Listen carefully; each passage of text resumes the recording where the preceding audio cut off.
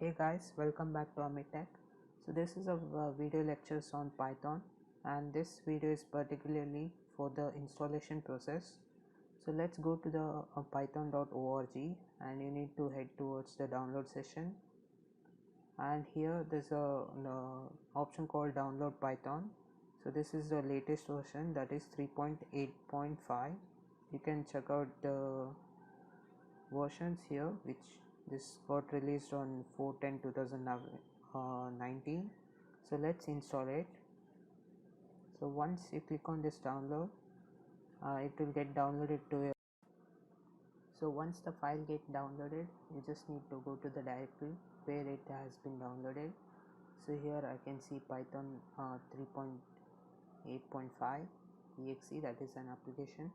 So I'll run this application, and here you need to select this option, that is add Python 3.8 to the path. Then you can install it to your system.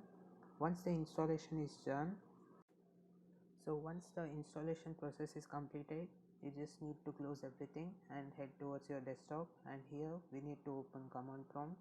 To open command prompt, you need to press a Windows key and the R key, and here you need to type cmd. So this is the command prompt. So now we'll check whether the Python is been installed or not. So you need to give here Python version.